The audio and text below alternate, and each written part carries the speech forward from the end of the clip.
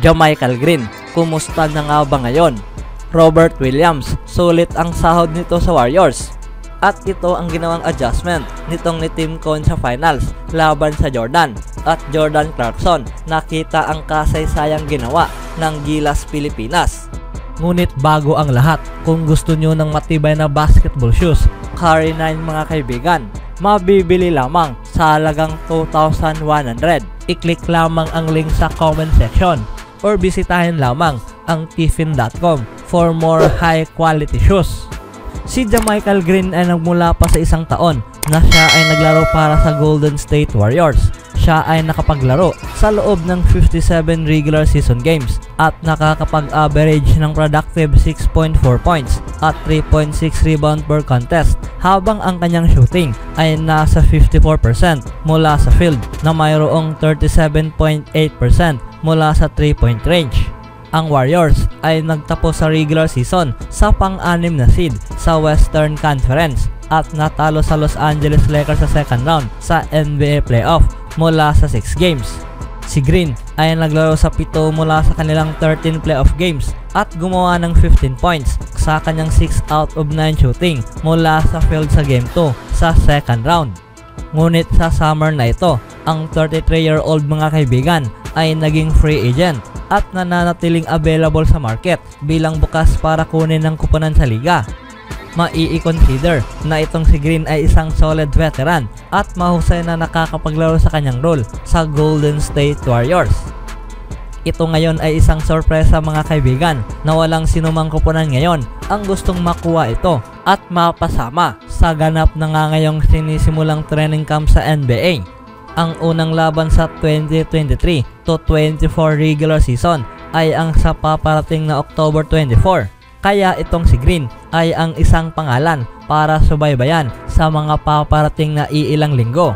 Bilang karagdagan sa Golden State, siya rin ay naglaro para sa Los Angeles Clippers, Memphis Grizzlies, Denver Nuggets at San Antonio Spurs. Ano sa tingin nyo mga kaibigan? May asim pa kaya itong si JaMychal Green? Sa kabilang banda naman, ang mga fans ng Golden State Warriors ay naging aware sa talento nitong ni Robert Williams III, kasama ang 25 years old na siyang naglaro laban sa franchise para sa Boston Celtics noong 2022 NBA Finals. Bagaman ang injury ay ang nagpalimita sa kanya, pero kung siya ay nasa floor at nananatiling healthy, itong si Williams mga kaibigan ay na-develop patungo sa isa sa best young shot blocker sa liga. Sa halos kasalukuyan, ang kanyang growth mga kaibigan mula sa late first round pick patungo sa defensive specialist ay nakita itong isa sa dahilan sa key pieces ng Boston, kaya kinuha ito ng Portland para kay Jrue Holiday. Matapos inisyal na na-dealt patungo sa Portland Trail Blazers para sa Damian Lillard deal, ang Trail Blazers ay nagdesisyong i-flip itong si Holiday patungo sa Celtics para kay Williams, Malcolm Brogdon at 2 first round picks. Ngayon, ayon sa ESPN's na si Adrian Wojnarowski, ang Blazers ay inaasahang gustong mapanatili itong si Williams. Ito ay nakapagbigay ng makabuluhan dahil ang 25-year-old ay gayon pa rin naaangkop sa Portland's young core mga kaibigan at mga rising talent. Ang isa sa hindi makabuluhang bagay ay ang katunayang ang franchise ay kinuha rin itong si DeAndre Ayton mula sa Phoenix Suns sa deal nitong ni Lillard ilang araw lamang ang nakalipas.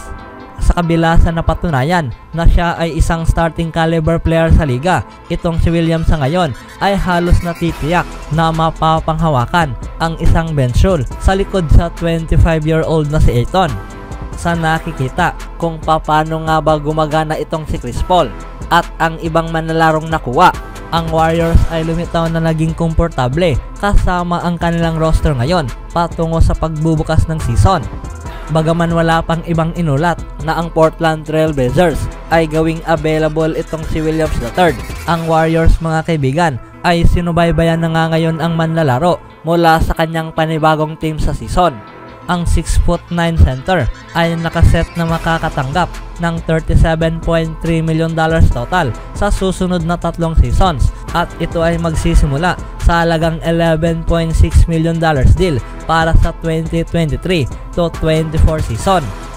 Ang team-friendly contract ay ang pagkakaroon sa kanya na siya ay isang realistic at valuable target para sa Warriors, habang mapapanatili nga nila ang kanilang top end players na sina Stephen Curry, Klay Thompson, Chris Paul, Andrew Wiggins at Draymond Green. Tanging ang injury lamang ang nagpalimita dito kay Williams sa loob ng 35 games para sa Celtics noong huling season, na kung saan siya ay nakakapag-average ng 8 points, 8.3 rebound at 1.4 blocks per game.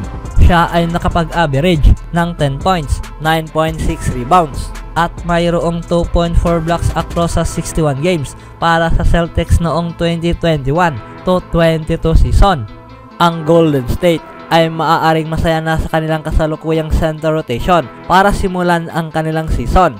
Ngunit hindi pa rin may tatanggi na itong si Williams ay makakapagbigay sa kanila ng interior shot blocking presence na wala sa kanilang kasalukuyang roster ngayon.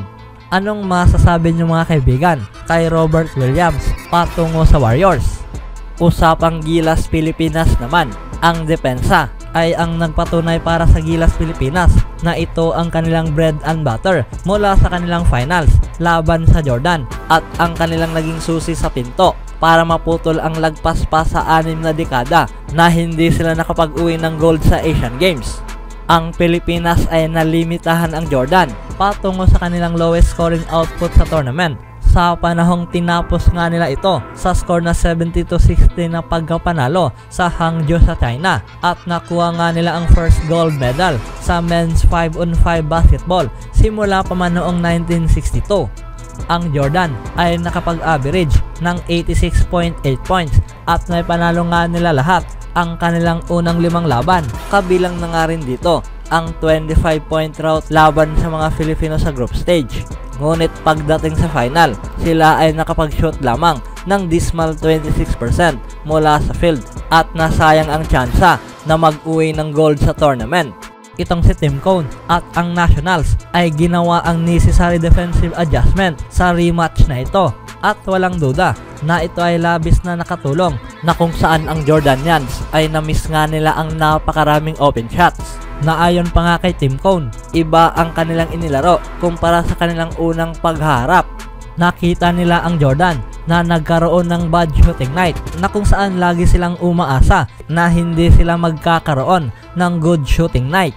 Ang Jordan star na si Rondae Hollis Jefferson ay gayon pa rin nakapagtapos kasama ang team high 24 points, kasama na nga rin dito ang 12 rebounds, 5 assists at mayroong 2 steals. Ngunit ang mga Filipinos ay ginawang mas mahirap sa kanya ang kanyang mga tira. Ang naging malaking sagabal dito kay Jefferson ay itong si Chris Newsom at Justin Brownlee sa halos buong laban, na kung saan itong si Hollis Jefferson mga kaibigan ay na-miss ang 21 out of 29 field goal attempt sa labang ito. Patuloy pa nitong ni Cone, ang kanyang mga tao ay natitiyak na nadisiplina sa gabing iyon at siya ay proud na proud para sa kanila. Matapos ang laban, itong si Jordan Clarkson ay nasaksihan rin ang kasaysayang ginawa ng Gilas Pilipinas sa gabing ito. Sa katunayan, siya ay nagtungo sa social media para ibahagi ang salitang puso. Anong masasabi niyo mga kaibigan sa pagkapanalo ng Gilas Pilipinas? Always do it on my own, so I gotta get through it. And the only thing I know is to love what I'm doing. Never give up, never slow, till I finally prove it. Never listen to the no's, I just wanna keep moving. Keep my head up when I act, head up, that's a fact. Never looking back, I'ma keep myself on track.